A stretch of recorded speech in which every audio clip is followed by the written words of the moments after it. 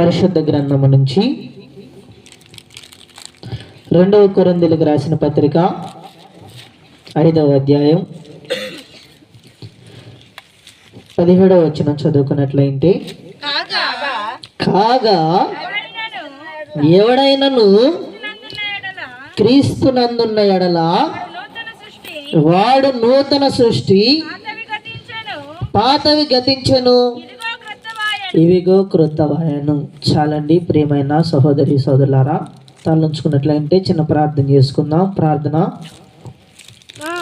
సర్వోన్నతుడా, సర్వాధికారి, సృష్టికర్త అయినటువంటి మా ప్రియ పరలోకపు తండ్రి యేసయ్యా, నీ ఘనమైన శ్రేష్టమైన నామానికి వందనాలు, స్తుతులు, స్తోత్రాలు తండ్రి. నాయనా అయా నాయనా, ఈ నిమిషం నాయన వాక్యంలో ప్రవేశిస్తుండగా మీరు నాయన మాకు తోడుగా ఉండండి.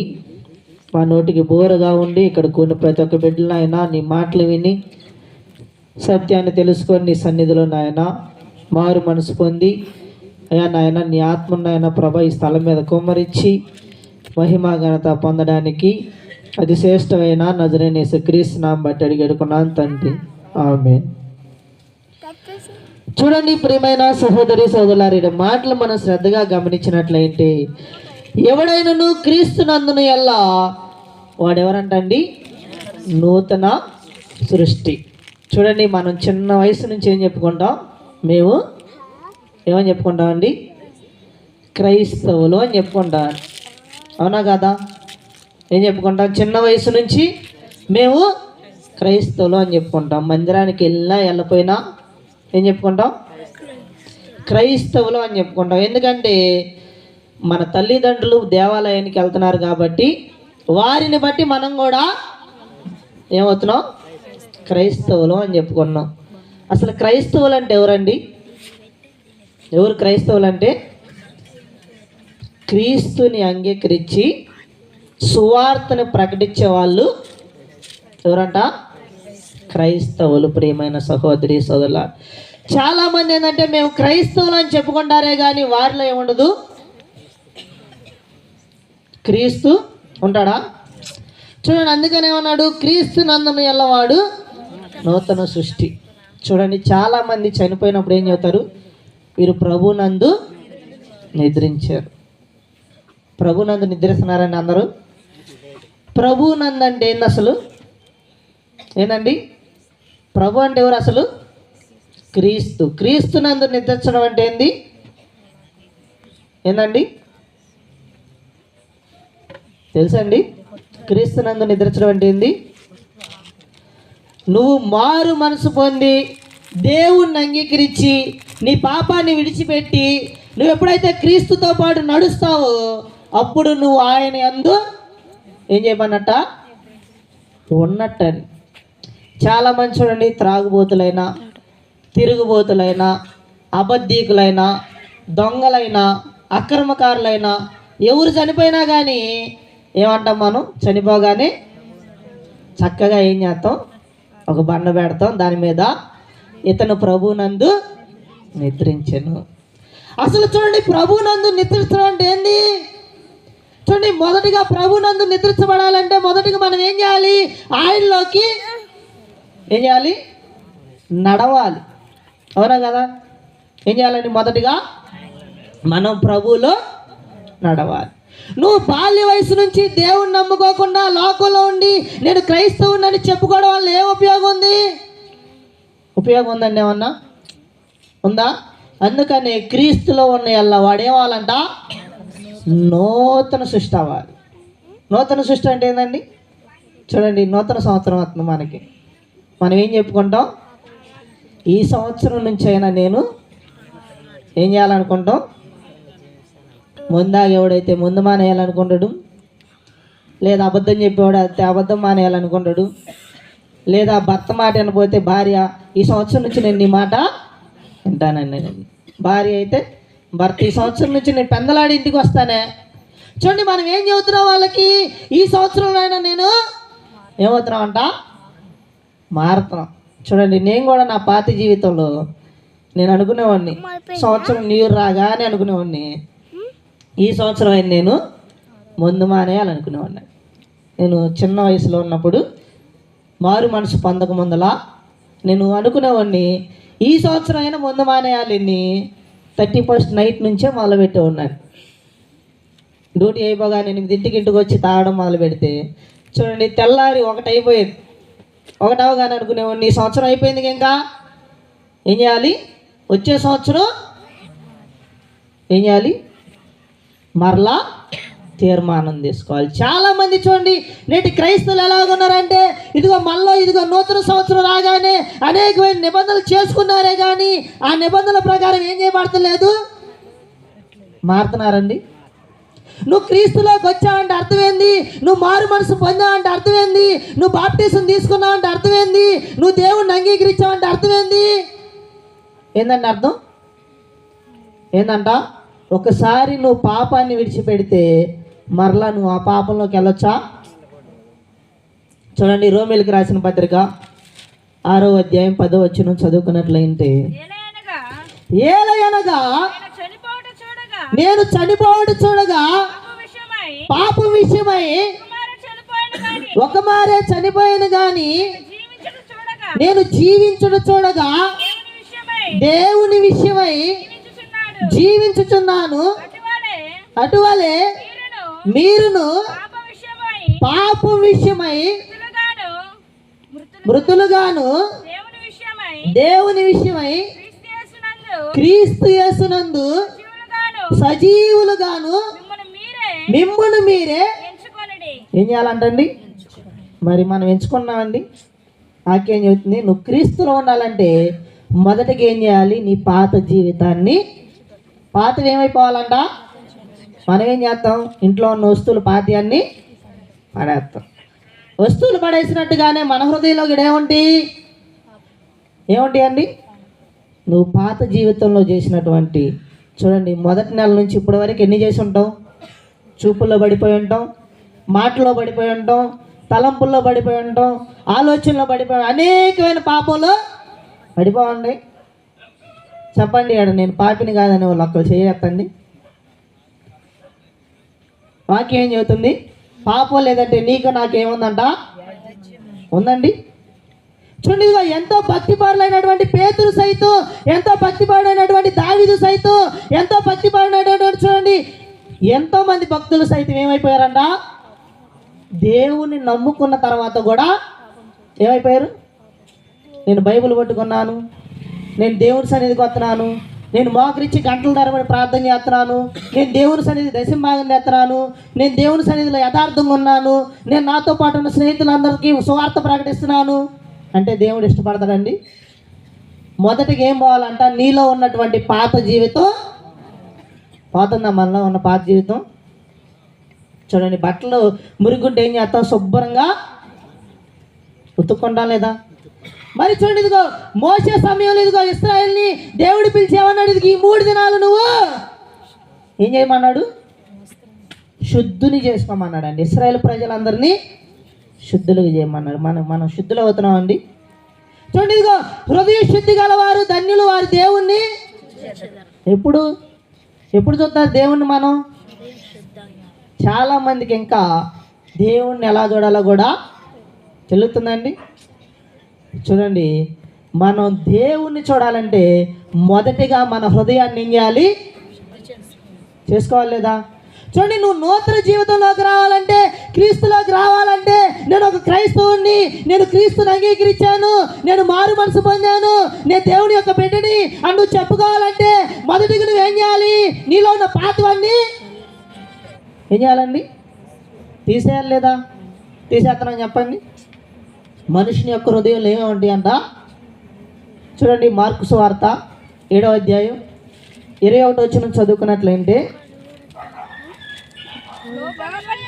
లోపల నుండి అనగా మనుష్యుల హృదయముల నుండి దురాలోచనలు, జారత్వములను, దొంగతనములను, నరహత్యలను, వ్యభిచారములను, లోభములను, చెడుతనములను, కృత్రిమములను, కామ వికారములను, మత్సరములు, దేవదూషణయు, అహంభావమును, అవివేకమును ఇవన్నీ యాడ్ నుంచి వస్తాయి అంటండి, లోపల నుండే. లోపల అంటే ఆడా ఎక్కడండి? మనుషుని యొక్క హృదయములో నుంచి. ప్రియమైన సహోదరి సోదరుల, చూడండి, ఒక డ్రైనేజీలో చూడండి మురికి ఉంటే ఆ నీళ్ళు సప్లై అవుతాయా? ఆ మురికి పోయినప్పుడే ఆ నీళ్లు, కాలువలో ఉన్న నీళ్లు సప్లై అవుతాయి అని. అలాగే నీ హృదయంలో ఇవన్నీ పెట్టుకుంటే వాక్యం నీ హృదయంలోకి వెళ్ళిద్దా? దేవుడి మాట నీ హృదయంలో నిలబడతాయా? చూడండి, ఎన్ని గంటలు చెప్పినా కానీ, ఎన్ని ప్రసంగాలు చెప్పినా కానీ, ఎన్ని సంవత్సరాల పాటు వాక్యం చెప్పినా కానీ మనుషులు ఏం మాట్లేదంట? మురికి పాపం పోతుందా? చూడండి, నువ్వు ఎంత పాపం పోకుండా ప్రార్థన చేసిన ఉపయోగం ఉందా? చూడండి, ఒక భక్తుడు ప్రార్థన చేశారండి తన కుమారుడి కోసం. అయ్యా, నా కుమారుని ఏం చేయమన్నాడండి? రక్షించయ్యా. ఎన్ని రోజులు ప్రార్థన చేశాడు? 7 దినాలు ఉపవాసం ఉండి కన్నీరు గార్చి ప్రార్థన చేశాడండి. మనం చెప్పుకుంటామని దావీదు ప్రార్థన చేస్తే పరుపు తడిచింది. మరి ఆయన ఎలా ప్రార్థన చేశాడు? దేని నిమిత్తం ప్రార్థన చేశాడు?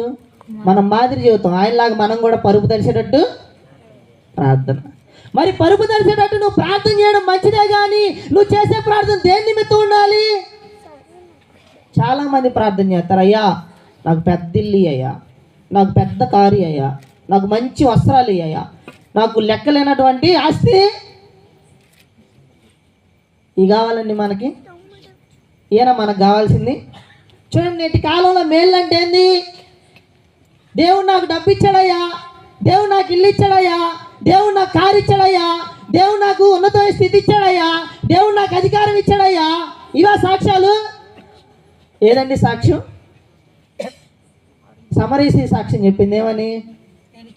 అయ్యా, ఇదిగో నేను చేసిన పాపాన్ని నాకు తెలియదు.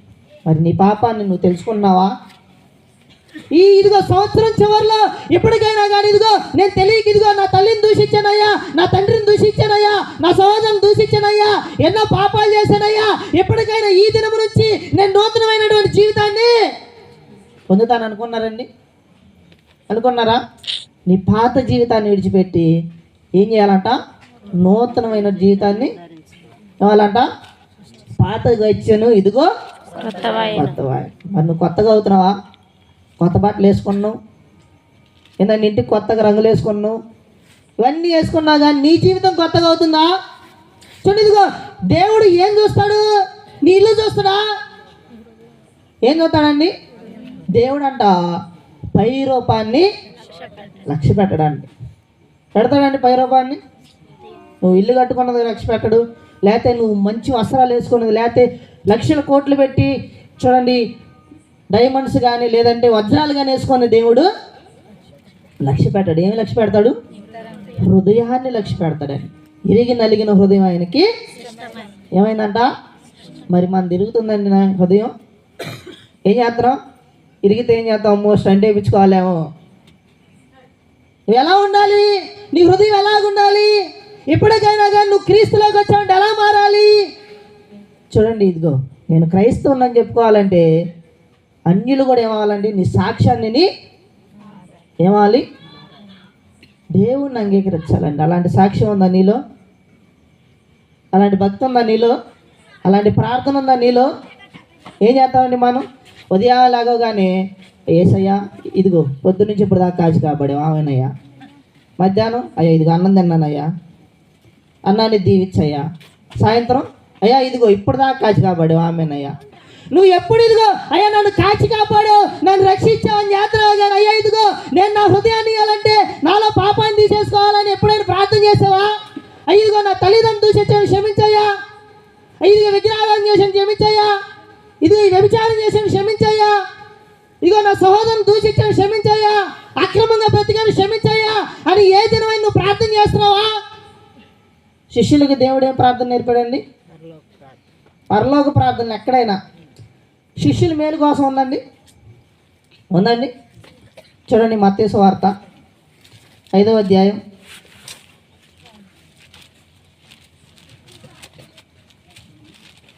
కాబట్టి క్షమించండి మత్తయి సువార్త 6వ అధ్యాయం